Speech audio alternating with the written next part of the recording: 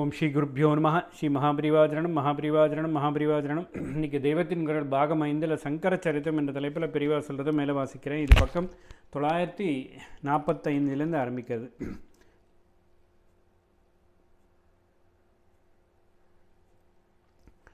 அந்த உபதேசத்தின் போது வெளிலோகத்துக்கு தெரியாவிட்டாலும் உள்ளூர சிதம்பர சம்பந்தம் இருந்ததாக வைத்துக்கொள்ளலாம்.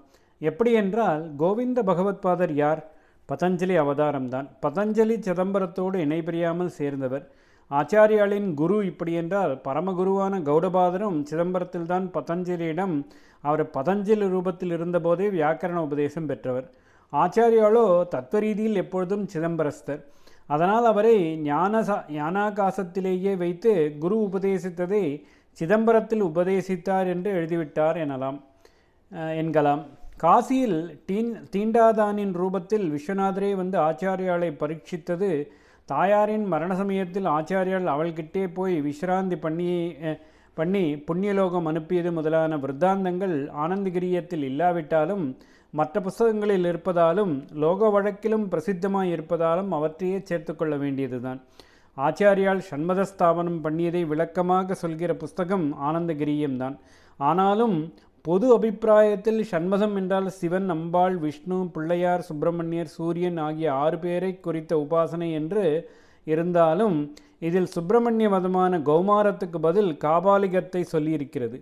இதே சரித்திரத்தில் முன்னாடி ஆச்சாரியால் நிராகரணம் செய்த 72 மதங்களில் பலவற்றை ஒவ்வொரு பிரகரணத்தில் ஒவ்வொன்றாக கொடுக்கும்போது காபாலிகத்தை அவர் கண்டனம் செய்த கதையும் இருக்கிறது.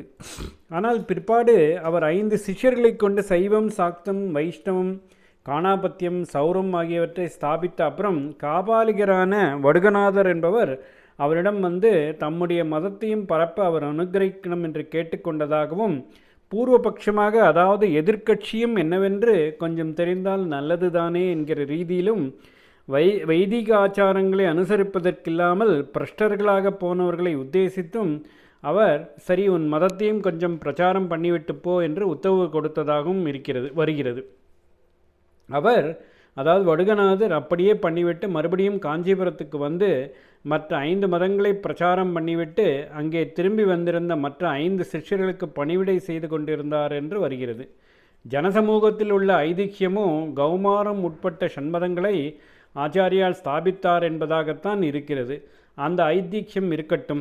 தர்மசாஸ்திர நிபந்தன கிரந்தம் என்பதாக பிராமாண்யம் பெற்றுள்ள பராசர மாதவீயம் என்ற நூலிலும் சைவம் ச வைஷ்ணவம் சாக்தம் சௌரம் வைநாயகம் ததா ஸ்காந்தம் ச பக்தி மார்கஸ்ய தர்சனானி ஷடேவகி என்று முருக உபாசனையாக கௌமாரத்தையே ஸ்காந்தம் என்று 6வது மதமாக சொல்லியிருக்கிறது. சாஸ்திர பிரகாரமே எல்லாம் பண்ணின ஆச்சாரியால் கௌமாரத்தை விட்டிருப்பாரா? ஆனந்தகிரியத்திலேயே ஆரம்ப பிரகரணம் ஒன்றில் ஆச்சாரியால் அனந்த சயன க்ஷேத்திரத்திலிருந்து குமாரசுவாமி ஆவிர்பவித்த ஸ்தலமான சுப்பிரமணியம் என்ற க்ஷேத்திரத்துக்கு போனார். உடுப்பிக்கிட்டே கூக்கே சுப்பிரமணிய ஸ்தல என்று சொல்லப்படும் க்ஷேத்திரமாக இருக்கலாம். அங்கே குமாரதாரை என்ற நதியில் ஸ்நானம் பண்ணிவிட்டு சர்ப்பரூபத்தில் இருக்கும் சுப்பிரமணிய சுவாமியை பக்தியோடு வழிபட்டார் என்று வருகிறது. நான் சொன்ன சுப்பிரமணிய ஸ்தலாவில் சுவாமி சர்ப்பரூபத்தில் தான் இருக்கிறார். கர்நாடக, ஆந்திர தேசங்களில் அப்படித்தான் வழக்கம். தவிரவும் ஆச்சாரியாளின் ஸ்தோத்திரங்களில் சுப்பிரசித்தமாக இருக்கிற ஒன்று சுப்பிரமணிய புஜங்கம். பரமபக்தியும் கவித்துவமும் லலிதமாக பாராயண கிரந்தமாக லலிதமாக சேர்ந்து பாராயண கிரந்தமாக அது இருக்கிறது. திருச்செந்தூர் முருகன் பேல் பாடியது. ஆச்சாரியாலும் நரலீலையாக அவதார விளையாட்டு விளையாடியதில் குரூர ஸ்வபாவம் படைத்த ஒரு எதிர் சித்தாந்தி அவருக்கு ஆபிச்சாரம் செய்வினை பண்ணியதை ஏற்றுக்கொண்டு சரீர உபாதைப்பட்டபோது திருச்செந்தூருக்கு வந்து சுவாமியை ஆராதித்து அந்த க்ஷேத்திரத்துக்கே உரியதான பன்னீர் இலை விபூதியினால் ரோக நிவர்த்தி பெற்றார் என்றே அங்கே ஸ்தல மகாத்மியம் சொல்கிறார்கள். பன்னீர் இலையில் வைத்து அங்கே விபூதி தருவதை ஆச்சாரியாலே பத்திரபூதி என்று சொல்லி அதை இட்டுக்கிடும் என்று கூட இல்லாமல் பார்த்த மாத்திரத்திலே மகாரோகங்களும் ஆவிசேஷ்டைகளும் கூட பிசுபிசுவென்று தேய்ந்து போய்விடும் என்று புஜங்கத்தில் சொல்லியிருக்கிறார். அபஸ்மார குஷ்டக்ஷார்ச்ச பிரமேக ஜ்வரோன்மாத குல்மாதி ரோக மகாந்தக பிசாசாச்ச சர்வே பவத்பத்ரபூதிம் விலோக்கிய க்ஷணாத் தாரகாரே திரவந்தக சம்ஸ்கிருதத்தில் சுப்பிரமணியரை பற்றி ஸ்தோத்திரம் என்றால் முதலில் நிற்பது ஆச்சாரியாளின் புஜங்கம்தான்.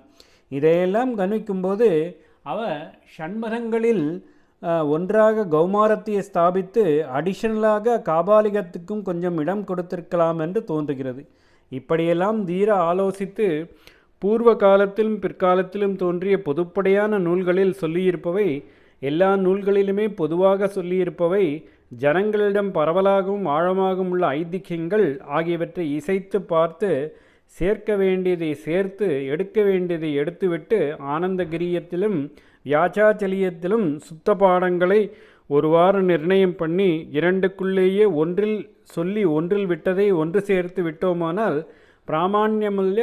பிராமாண்யமுள்ள ஆச்சாரிய சரித்திரம் கிடைத்துவிடும் எனலாம். ஓம் ஸ்ரீ குருப்பியோ நமः. ஸ்ரீ மகாபரிவாஜனம் மகாபரிவாஜனம் மகாபரிவாஜனம்.